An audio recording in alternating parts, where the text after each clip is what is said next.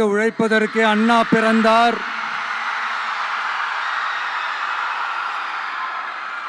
பொது நலத்தில் தானே நாள் முழுக்க கண்ணா இருந்தார் அப்படின்ட்டு எம்ஜிஆர் அவர்கள் ஒரு பாட்டு ஒன்று பாடியிருக்கிறாங்க, கேட்டிருப்பீங்க. அப்படிப்பட்ட நம்ம காஞ்சி தலைவர் அறிஞர் அண்ணா அவர்கள் பிறந்த மாவட்டம் தான் இந்த காஞ்சிபுரம் மாவட்டம்.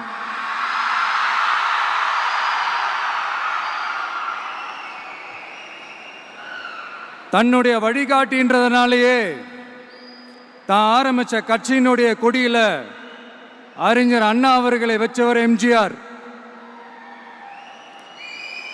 ஆனால் அறிஞர் அண்ணா அவர்கள் ஆரம்பித்த அந்த கட்சியை அதுக்கப்புறம் கைப்பற்றினவங்க என்னெல்லாம் பண்றாங்கன்னு நான் சொல்லிதான் உங்களுக்கு தெரியணுமா என்ன? மக்களே, உங்களுக்கு தான் அது நல்லா தெரியுமே.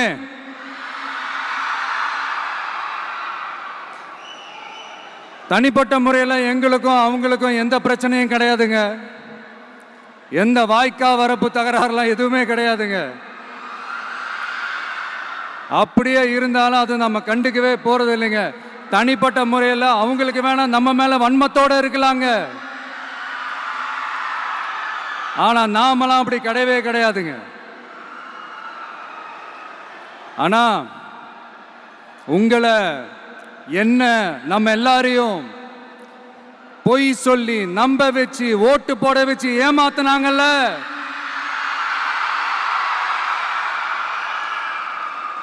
அப்படி ஏமாத்தி ஆட்சிக்கு வந்து நல்லது செய்யற மாதிரி நடிக்கிறாங்கல்ல, நாடகம் ஆடுறாங்கல்ல,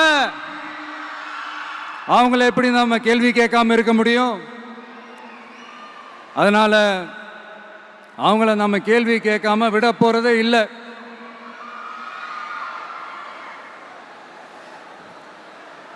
இதையே நான் காஞ்சிபுரம் மாவட்டத்தில் இருந்து நான் சொல்றேன்னா, தெரிஞ்சோ தெரியாமலோ இந்த மாவட்டத்துக்கும் நமக்கும் ஆட்டோமேட்டிக்காவே ஒரு கனெக்ஷன் ஒன்று ஏற்படுதுங்க.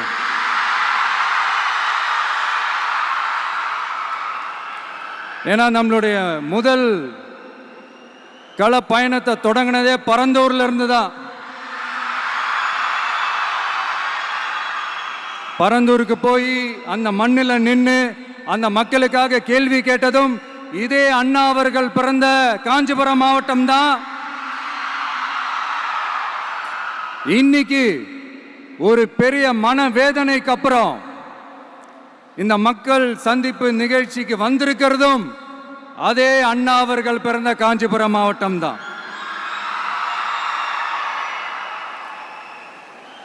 அதனால நமக்கு எல்லாமும் கொடுத்த நம்ம மக்களுக்காக எல்லா நல்லதையும் செய்யணும்.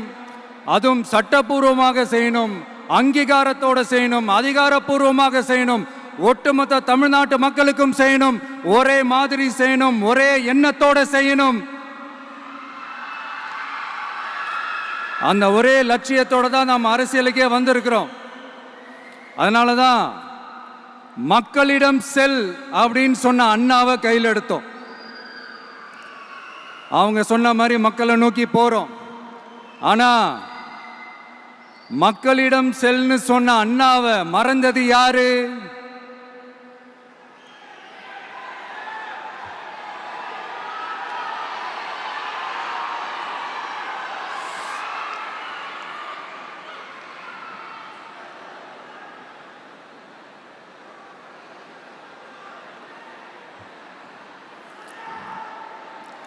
கொள்கையா?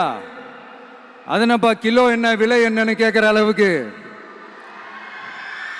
அப்படி ஒரு கட்சியை ஒன்று நடத்திக்கிட்டு அந்த கட்சியினுடைய தலைவர் தமிழ்நாட்டு முதல்வர் சொல்றாரு, நமக்கு கொள்கை இல்லையா? எப்படி? நமக்கு கொள்கை இல்லையா? பிறப்புக்கும் எல்லா உயிருக்கும்னு ஒரு அடிப்படை கோட்பாட்டை நம்ம கட்சியினுடைய ஒரு முக்கிய கோட்பாட்டை அறிவிச்ச நமக்கு கொள்கை இல்லையா? எல்லாருக்கும் எல்லாமும் கிடைக்கணும், சமூக நீதி கிடைக்கணும். அந்த சமூக நீதி உண்மையான சமூக நீதியா இருக்கணும். சாதி வாரி கணக்கெடுப்பு நடத்தணும்னு ரொம்ப ஸ்ட்ராங்கா சொன்ன நமக்கு கொள்கை இல்லையா? CAA அறிவிச்சதுக்கு அப்புறம் அப்ப நம்ம கட்சி ஆரம்பிக்கிறதுக்கு முன்னாடியே எதிர்த்த நமக்கு கொள்கை இல்லையா? வகுப்பு சட்டத்தை எதிர்த்து உச்ச நீதிமன்றத்துக்கு முதல்ல போன நமக்கு கொள்கை இல்லையா?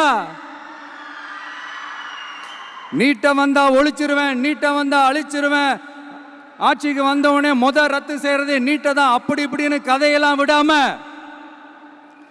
கல்விய மாநில பட்டியல சேர்க்கணும்னு சொன்னதோட மட்டும் இல்லாம அதுக்கு ஒரு இடைக்கால தீர்வை சொன்ன நமக்கு கொள்கை இல்லையா? சமத்துவம் சம வாய்ப்புன்னு ரொம்ப ஸ்ட்ராங்கா சொன்ன நமக்கு கொள்கை இல்லையா? இப்படி கொள்கையை வெறும் பேச்சில மட்டுமே பேசிக்கிட்டு எல்லா கொள்கையும் அண்டர் கிரவுண்ட்ல அடக்கி வச்சுக்கிட்டு என்னமோ இவங்களுக்கு மட்டும்தான் எல்லா கொள்கையும் குத்தகைக்கு எடுத்த மாதிரி. இவங்க கொள்கையே கொள்ளை தானே. எப்படி? இவங்க கொள்கையே கொள்ளை தானே. இதெல்லாம் மக்களுக்கு யாருக்கும் தெரியாதுன்னு நினைச்சிட்டு இருக்கீங்களா?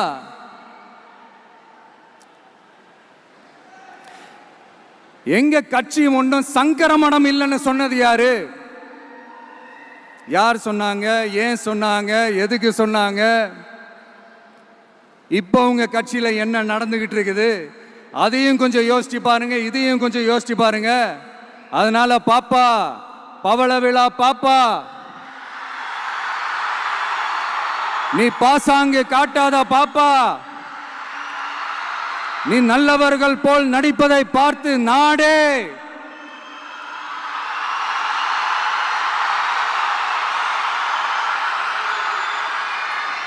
பாப்பான்னு சொன்னோம்.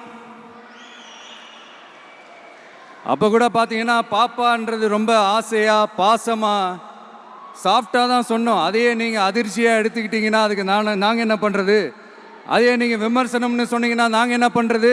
இன்னும் நாங்க விமர்சனம் செய்ய ஸ்டார்ட் பண்ணவே இல்லையே, இன்னும் நாங்க அடிக்க ஸ்டார்ட் பண்ணவே இல்லையே, அதுக்குள்ள அலர்னா எப்படி?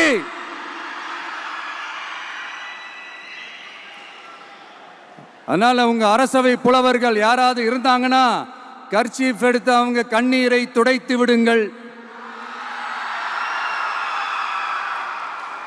சரி, அது அவங்க பிரச்சனை, அவங்க பார்த்துக்கிட்டோம். நமக்கு எப்பவுமே மக்கள் தாங்க, மக்களுடைய பிரச்சனையை பத்தி பேசுறது தான். இன்னைக்கு நம்ம காஞ்சிபுரம் மாவட்டத்துக்கு வந்திருக்கிறோம். இங்க மக்கள் ஃபேஸ் பண்ற அந்த பிரச்சனையை பத்தி நம்ம பேசி ஆகணும்.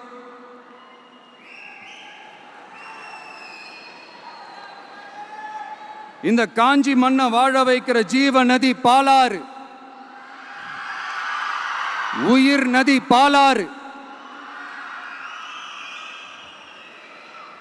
இந்த மக்களோட உயிரோடவும் ரத்தத்தோடும் கலந்து ஓடுவது பாலாறு. அந்த பாலாறை இன்னைக்கு பெரியார் பெயரையும் அண்ணா பெயரையும் சும்மா பேருக்கு வச்சுக்கிட்டு ஆட்சி நடத்துறவங்க என்ன பண்றாங்க தெரியும்ல?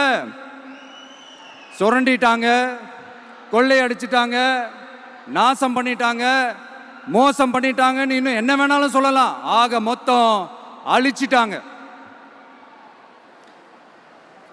இதை நான் ஏதோ போற போக்கில் ஏதோ அடிச்சு விடலங்க, ஆதாரத்தோட தான் சொல்றேன்.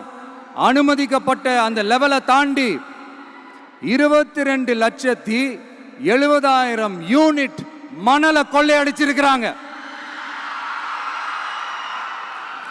ஆக மொத்தம் இதுல அவங்க அடிச்ச கொள்ளை எவ்வளவு தெரியுமா? ரொம்பலாம் இல்ல, கம்மி தான். 4,730 கோடி. கம்மி தான் இல்ல?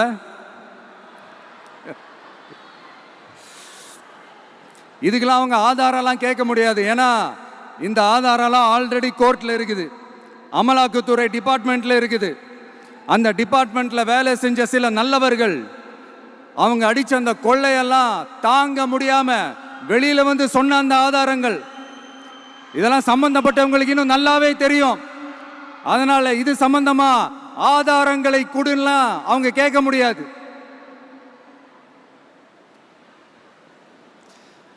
மணலை கொள்ளையடிச்சா நீர்நிலைகள் அழியும், ஏரி குளம் கண்மாய் எல்லாம் அழியும். இதெல்லாம் அழிஞ்சா விவசாயம் அழியும். விவசாயம் அழிஞ்சு போனா விவசாயிகள் அழிஞ்சிருவாங்க. ஆக மொத்தம் நாம் எல்லாரும் மொத்தமா அழிஞ்சு போக வேண்டியதுதான். இப்படி மேலிருந்து கீழே வரைக்கும் ஒரு கட்சியை சிண்டிகேட் போட்டு கொள்ளையடிக்கிறத கேள்விப்பட்டிருக்கிறீங்களா மக்களே? இதே காஞ்சிபுரத்தோட உலக பெருமை நம்ம பட்டும் கைத்தறி துணியும் அதை தயாரிச்சு கொடுக்கிற கைத்தறி நெசவாளர்களும் தான். காஞ்சிபுரம் பட்டுன்னு சொன்னா உலகத்துக்கே தெரியும். ஆனா அதை தயாரிச்சு கொடுக்கிற நெசவாளர்கள் நிலை என்ன தெரியுமா? வறுமை, துன்பம், கந்துவட்டி கொடுமை. பட்டு கைத்தறிக்கு கூட்டுறவு சங்கங்கள் இருக்கு, பருத்தி கைத்தறிக்கும் கூட்டுறவு சங்கங்கள் இருக்கு. சுமார் 40,000 பேர் அதில் உறுப்பினர்களா இருக்கிறாங்க. அது போக சாய தொழில், தறிப்பட்டறை தொழில் இதை நம்பி 40,000 குடும்பங்கள் இருக்கு. ஆனா அவங்களோட ஒரு நாள் கூலி எவ்வளவு தெரியுமா? வெறும் 500 ரூபா தான். அதை கொஞ்சம் அதிகப்படுத்தி கொடுங்கன்னு போராடி போராடி பார்த்து ஒன்றும் நடக்கல. இதோட அவங்க கஷ்டம் முடிஞ்சுதா? வடகிழக்கு பருவமழை அந்த 500 ரூபா கூலிக்கு வேட்டு வச்சிடுச்சு. எப்படி விவசாயிகள் டெல்டா மாவட்டங்களில் மழையால பாதிக்கப்பட்டாங்களோ, அவங்கள கண்டுக்காம எப்படி இந்த அரசாங்கம் கைவிட்டுடுச்சோ, அதே மாதிரி தான் நம்ம கைத்தறி நெசவாளர்களும் மழையால பாதிக்கப்பட்டிருக்கிறாங்க. அடுத்து இந்த காஞ்சிபுரம் மாவட்டத்தோட பஸ் ஸ்டாண்டு 60 வருஷத்துக்கு முன்னாடி கட்டினதான்.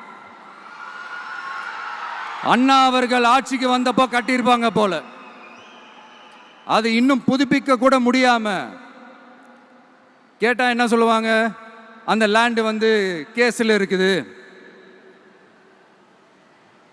இல்லை, நான் கேட்குறேன், ஒரு கவர்மெண்ட்னால வேற ஒரு நல்ல இடத்தை தேர்வு செஞ்சு ஒரு பஸ் ஸ்டாண்ட் கட்டித்தர முடியாதா?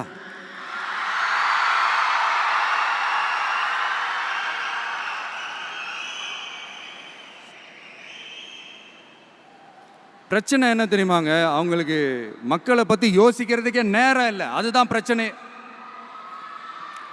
அடுத்து பாலாஜாபாத் பக்கத்தில் அவலூர் ஏரி இருக்கு.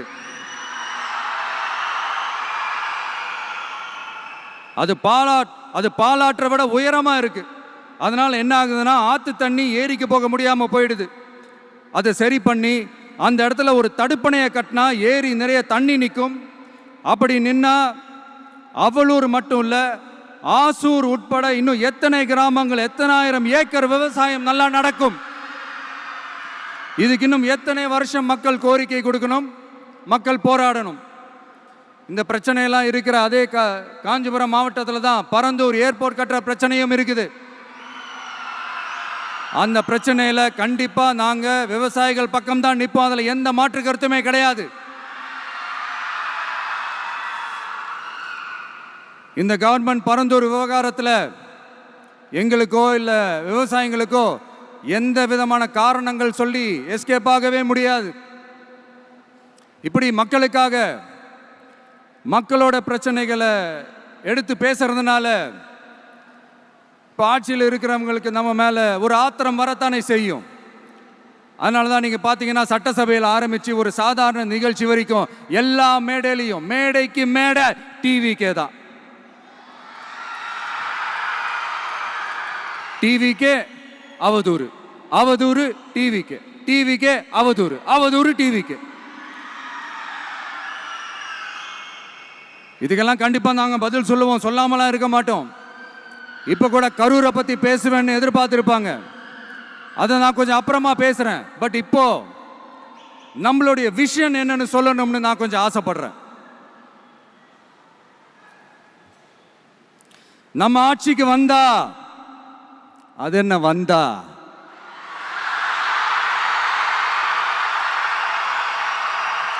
வருவோம். மக்கள் கண்டிப்பா நம்மளை வர வைப்பாங்க. மக்களுக்கான ஆட்சியை மக்களே விரும்பி வர வைக்கத்தானே செய்வாங்க. அப்படி மக்களால் அமைக்கப்பட போற நம் ஆட்சியில நம்ம என்ன செய்ய போகிறோன்றது அதுக்கான அந்த தேர்தல் அறிக்கையில் அதுக்கான விளக்கத்தை டெஃபினட்டாக கொடுப்போம். பட் அதுக்கு முன்னாடி ஒரு சின்னதாக லைட்டாக நான் கொஞ்சம் அதை சொல்லணும்னு ஆசைப்படுறேன். எல்லாருக்கும் நிரந்தரமான வீடு இருக்கணும்.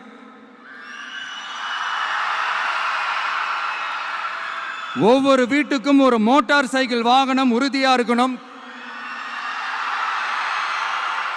காரும் தான் லட்சியம். அதுக்கான வசதி வாய்ப்பை உருவாக்குற அளவுக்கு பொருளாதார வளர்ச்சிக்கு வழியை உண்டாக்கணும். ஒவ்வொரு வீட்டில் இருக்கிற ஒவ்வொருத்தரும் மினிமம் டிகிரி படிச்சிருக்கணும்.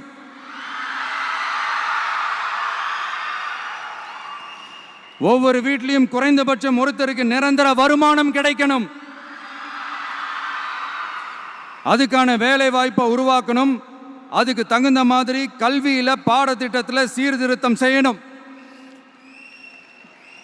கவர்மெண்ட் ஹாஸ்பிட்டல்ஸுக்கு மக்கள் எல்லாரும் பயம் இல்லாம நம்பி போற மாதிரி மாத்தணும். பருவமழை காலத்தில் ஏற்படுற வெள்ளத்தால ஊரும் சரி மக்களும் சரி விவசாயமும் சரி பாதிக்கப்படாமல் இருக்கணும். அதுக்கு 4000 கோடி திட்டம்னு ஒரு உருட்டுனாங்களே,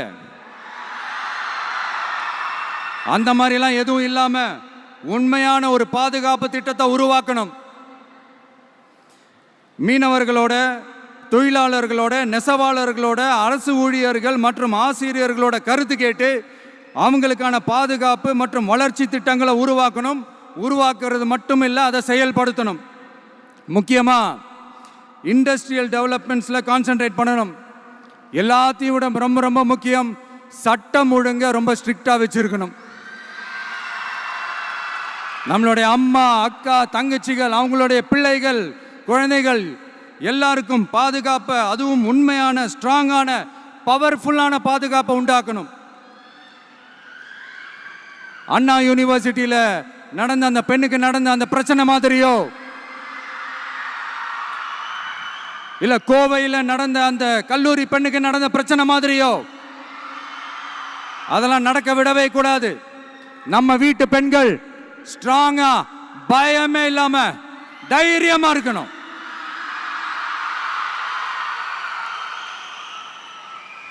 இதை எப்படி செயல்படுத்த போறோன்றது முன்னாடி சொன்ன மாதிரி நம்மளுடைய தேர்தல் அறிக்கையில் அதுக்கான விளக்கத்தை ரொம்ப டீட்டெயில்டாக கொடுப்போம். நான் சும்மா மற்றவங்க மாதிரி அவங்கள மாதிரி எல்லாத்தையும் அடிச்சு விட்டுட்டு ஏமாத்துற வேலையெல்லாம் இங்கே கிடையாது நம்ம கிட்ட. நான் மறுபடியும் சொல்றேன், நம்ம அரசியலுக்கு வந்தது உங்களுக்கு நல்லது நல்லது நல்லது மட்டுமே செய்யறது தான். எங்களுக்கு வேற எந்த அஜெண்டாவும் கிடையாது. அதனால தான் பார்த்தீங்கன்னா கொள்கை எதிரி யாரு, அரசியல் எதிரி யாருன்னு திட்டவட்டமாக சொல்லிட்டு அது வெளியே சொல்லிட்டு களத்துக்கு வந்திருக்கிறோம். அதில் எந்த விதமான குழப்பமோ எந்த விதமான ஊசலாட்டமோ எதுவுமே இருக்க போறதில்ல. இந்த விஜய் சும்மா எதையும் சொல்ல மாட்டான். ஒன்னு சொன்னா அதை செய்யாம விட மாட்டான். அது மக்களுக்கு நல்லாவே தெரியும். அப்புறம் ஒரு அதிசயம் சொல்ல முடியாது, இது ஒரு கண்டுபிடிக்க முடியாத ஒரு உண்மைன்னு சொல்லலாம். அது என்னப்பா, அது தற்குறியா?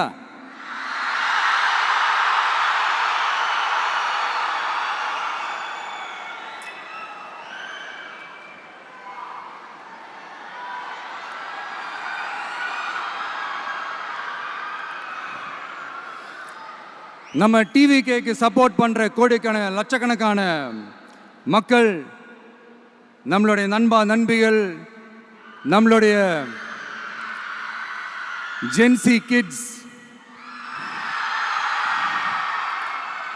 எல்லாரையும் தற்குறிகள்னு சொல்லி வாங்கி கட்டிக்கிட்டு இப்போ அவங்களாம் தற்குறியெல்லாம் கிடையாது, அப்படிலாம் அவங்கள கூப்பிடாதீங்க, அவங்க சங்கிகள்லாம் கிடையாது, அப்படிலாம் அவங்கள கூப்பிடாதீங்கன்னு சொல்லி ஒரு குரல். யாருடா அந்த குரல் அப்படின்னு பார்த்தா, இப்போ ரீசண்டா அறிவு திருவிழான்னு ஒன்று நடத்தினாங்கல்ல, சாரி அவதூறு திருவிழா. அதில் அவங்க தலைமையே குழப்புற மாதிரி, அறிவு கண்ணை திறந்து வைக்கிற மாதிரி ஒருத்தர் பேசியிருக்கிறார். அவர் யாருன்னா அது அவங்களோட எம்எல்ஏவே. அந்த எம்எல்ஏ யாருன்னா நம்மளுடைய கொள்கை தலைவர்களில் ஒருத்தரான மக்கள் சேவகர் அஞ்சலை அம்மாளோட சொந்தக்காரர். என்னடா இது இப்படி ஆகி போச்சு, டிவிகேக்கு சப்போர்ட் பண்ணுற மாதிரி நம்ம கட்சியிலேருந்தே ஒரு குரல் வருதுன்னு சொல்லி தலைமையில் ஃபுல்லாக கன்ஃபியூஷன். அந்த கன்ஃபியூஷன் இதோட நிற்காது. அந்த ஆதரவு குரல் ஒரு வீடு விடாம, ஒரு இடம் விடாம, எல்லா இடத்துலையும், எல்லா வீட்லையும் இன்னும் பலமா எதிரொலிக்கு தான் இல்லையான்னு பாருங்க. சும்மா பிளாஸ்ட் தான்.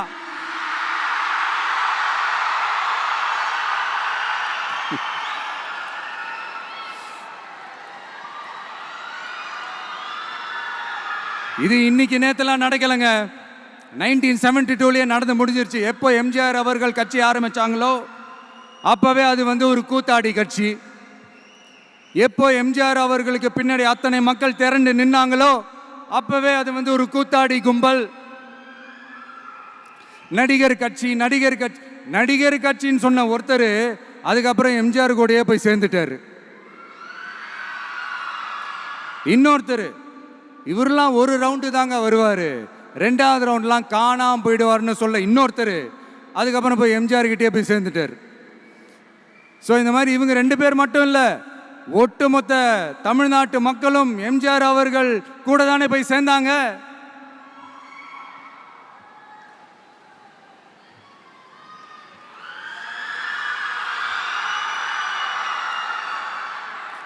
அதனால இது வரலாறு. இந்த வரலாறு நம்மளை விட அவங்களுக்கு இன்னும் நல்லாவே தெரியும். அதனால தான் பார்த்தீங்கன்னா 53 வருஷமா அதே கதறல்கள். கூத்தாடி கூட்டம், நடிகர் கட்சி, நடிகர் கூட்டம், இப்படி. மர்மயோகின்ற ஒரு படத்தில் அவருடைய கேரக்டர் பேர் கரிகாலன். அதில் ஒரு சூப்பர் டயலாக் ஒன்று சொல்லியிருப்பார். குறி வைத்தால் தவற மாட்டேன், தவறுமானால் குறியே வைக்க மாட்டேன்.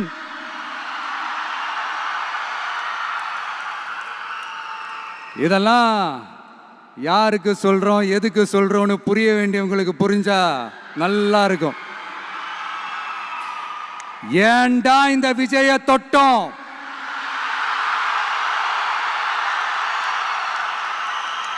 ஏண்டா விஜய் கூட இருக்கிற அந்த மக்களை தொட்டோம் நினைச்சு ஃபீல் பண்ண போறீங்க.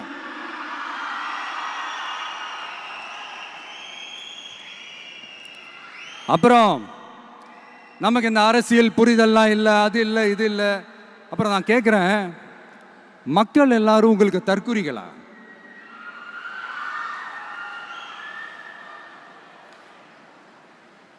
அதே மக்களோட ஓட்டு வாங்க போற நாம தற்குறிகள்னா, அப்ப இவ்வளவு நாள் அதே மக்கள் கிட்ட தானே நீங்க ஓட்டு வாங்கிட்டு இருந்தீங்க. அப்ப நீங்க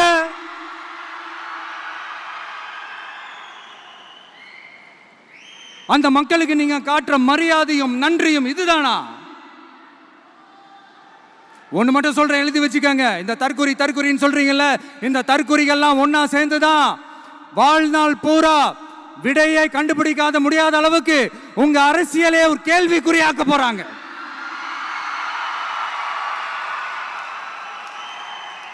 இவங்கெல்லாம் யாரும் இங்க தற்குறிகள்லாம் கிடையாது. இவங்க எல்லாரும் தமிழ்நாட்டு அரசியலோட ஆச்சரியக்குறி. இவங்க எல்லாரும் தமிழ்நாட்டு அரசியலோட அந்த மாற்றத்திற்கான அறிகுறி. சும்மா லாஜிக்கே இல்லாம தற்குறி.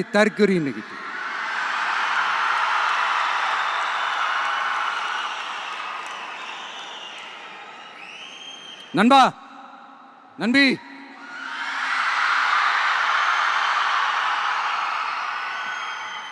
எல்லா மேடையிலும் ரிப்பீட்டடா ஒரு விஷயம் நான் சொல்லுவேன்ல, இப்ப நீங்க சொல்லுங்க. ஒண்ணு, இன்னொன்னு, ரிப்பீட்.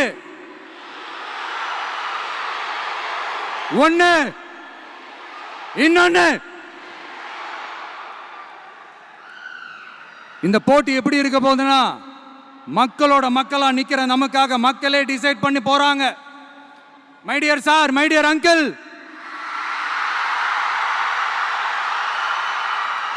ஆல்ரெடி டிசைட் பண்ணியாச்சு. கான்பிடென்டா இருக்க மக்களே, நல்லதே நடக்கும், வெற்றி நிச்சயம். மீண்டும் சந்திக்கும் வரை நன்றி, வணக்கம்.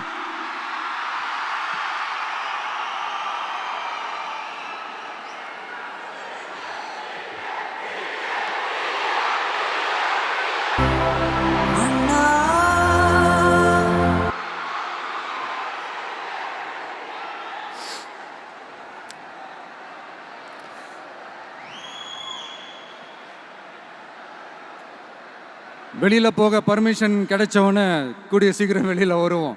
அதனால தான் இப்படி ஒரு ஏற்பாடு. எல்லாரும் இருந்து சாப்பிட்டு போகணும்.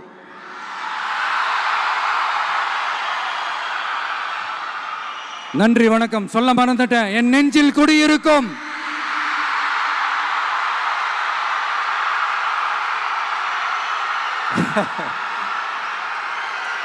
Sorry, slip my mind. Thank you. மீண்டும் சந்திக்கும் வரை நன்றி, வணக்கம்.